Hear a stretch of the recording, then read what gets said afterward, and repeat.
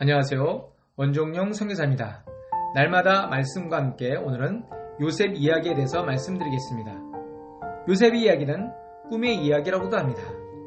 요셉 이야기는 세 종류의 꿈이 나오는데 매 종류의 꿈마다 두 가지 꿈이 나옵니다. 창세기 37장에는 요셉이 밭이 곡식의 꿈과 해달 별일 꾼 꿈이 나오고 40장에는 바로의 측근인 술 맡은 자와 떡 굽는 자의 꿈이 나옵니다. 41장에는 애굽왕 바로가 7 이삭의 꿈과 7 암소의 꿈을 꿉니다.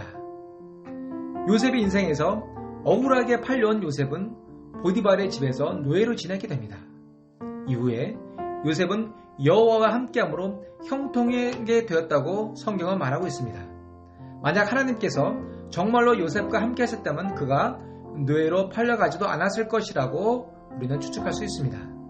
하지만 한 사람의 인생 속에 하나님이 함께 하시는 것과 성공의 정도는 어려움과 고난이 없는 것이 아니라 고난 중에서 어떻게 하나님을 향한 우리의 신실한 태도를 보이느냐입니다. 요셉의 이야기의 주연인 요셉을 뒷받침하는 조연인인데 바로 보디발입니다.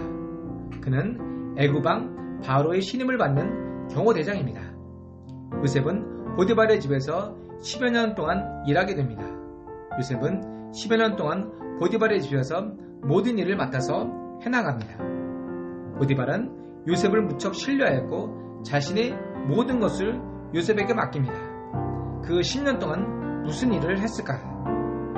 요셉은 히브리 양치기 소년에서 애굽 고위 관료의 집안의 모든 일을 하는 사람으로 변매가고 있습니다. 보디발은 애굽왕 바로의 경호대장입니다.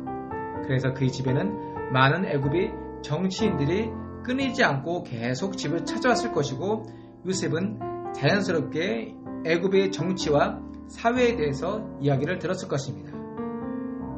그리고 왜 보디발은 요셉을 죽이지 않았을까? 요셉의 신분은 노예입니다. 노예는 주인이 마음대로 죽일 수도 있고 살릴 수도 있습니다. 하지만 보디발은 요셉이 하나님과 함께하는 것을 보았습니다. 보디발은 요셉을 일반 감옥에 보내는 것이 아니라 왕의 죄수들을 가두는 감옥으로 보냅니다. 왕의 죄수들은 정치범들이 갇혀 있는 것입니다. 거기서도 요셉은 애굽의 현실을 바로 알았고 바로에 대해서도 바로 알았을 것입니다. 감옥에서도 하나님은 계속 요셉을 통해서 하나님의 계획을 숙소되지 않은 채 펼쳐가고 있습니다.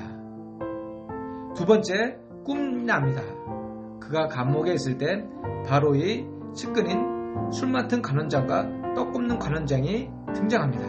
그래서 바울은 그들의 꿈을 통해서 그가 이 감옥에서 벗어날 수 있을 것이라는 희망을 가집니다. 하지만 그들은 그들을 잊어버립니다.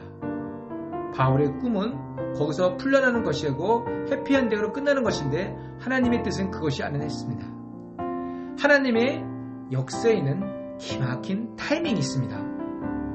관원장이 나간 뒤 2년 후에 요셉의 이야기에 세 번째 꿈이 등장합니다. 애굽왕 바로가 그의 마음을 번민하게 만든 두 가지 꿈을 꿉니다. 첫 번째 꿈에서는 충축한 마른 7 암소가 살찐 7 암소를 먹었고 두 번째 꿈에서는 가는 7 이삭이 충실한 7 이삭을 삼켜버린 꿈이었습니다. 바로가 그 꿈을 해석할 사람들을 찾지 못하자 그때 술 맡은 관원장은 요셉을 생각해내고 그를 추천하여 요셉은 바로 앞에 서게 되는 극적인 장면이 나옵니다. 하나님은 술 맡은 관원장의 기억을 2년 동안 막으신 겁니다. 요셉은 바로 앞에서 두 가지 꿈은 같은 꿈으로 애굽에서 7년 동안 풍년과 7년간 흉년이 들 것이고 이 흉년을 대비하기 위해 구체적인 조치를 시행하고 조언하는 바로 그 자리에 서게 됩니다. 요셉의 조언에 따라 바로는 이를 시행하게 됩니다. 이를 통해서 하나님께서는 바로에게 준 꿈을 실현합니다. 그러나 동시에 하나님께서 요셉에게 준 꿈을 실현하는 것이기도 합니다. 드디어 요셉은 총리인 줄을 맡고 그의 이름이 애굽 전역에 선포됩니다. 히브리 양치기 소년이 노예에서 죄수로 그리고 극적으로 애굽의 총리가 되는 요셉이 이야기입니다. 여기서 바로의 꿈에 대해서 한번 알아보겠습니다. 그 당시 세계 최강국 애굽에서 그 꿈을 푸는 자가 없었습니다. 많은 학식자와 지혜자, 관료들은 그 꿈을 해석하지 못했습니다. 이와 비슷한 상황이 바벨론의 느부갓네살 왕이 꿈도 알아내는 사람들이 없었습니다. 성도 여러분, 세상적인 지식과 지혜로는 한계가 있습니다. 답을 찾지 못하는 것들이 많이 있습니다. 문제의 답은 그 문제를 만든 사람만이 알 수 있습니다. 성도 여러분, 세상에서 답을 찾지 못했을 때 성경의 창세기 1장 1절을 묵상해 보시기 바랍니다. 요셉은 그저 꿈을 해석해 주기만 하는 것이 아니라 하나님께서 미래의 사건을 미리 알리신 것은 그 미래에 맞게 믿음의 행위를 해야 한다는 것을 성경을 통해 말하고 있습니다. 하나님의 계획이 선포되면 인간은 거기에 맞추어 믿음으로 행해야 합니다. 이때 비로소 하나님의 구원 능력이 임하게 되는 것입니다. 말씀을 마무리하겠습니다. 당시 문명과는 거리가 멀었던 가나안 땅에서 히브리 사람 요셉이 총리가 될 수 있던 자질은 보디발의 집에서 종살이 할 때와 감옥에 있었을 때 길러진 것이라고 볼 수 있습니다.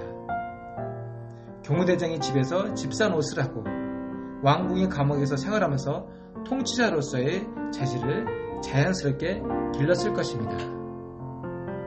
약 13년 동안 요셉에게는 고난과 인고의 세월로 느껴졌지만 그 시간은 하나님께서 요셉을 총리감으로 키우는 축복의 기간이었습니다. 사랑하는 성도 여러분, 어쩌면 여러분이 지금 겪는 고난이 여러분에게는 궁극적인 축복의 길이며 다른 사람을 구원할 길이 될 가능성이 많이 있습니다. 하나님은 한 사람을 더 축복하기 위해서 나아가서는 여러분을 통하여 다른 사람을 축복하시기 위해서 현재의 고난을 제한하지 않을 수도 있습니다. 이러한 면에서 요셉의 인생에서 역사하시는 하나님을 여러분의 삶 속에서 만나는 축복이 있기를 축원합니다. 아멘. 기도하겠습니다. 하나님, 오늘도 우리의 삶 속에서 역사하시는 주님을 발견하게 하옵소서. 힘들고 외로운 이 싸움에서 인내하며 하느님 나라의 소망을 품는 우리 성도들 되게 하옵소서. 예수님 이름으로 기도했습니다. 아멘. 아멘.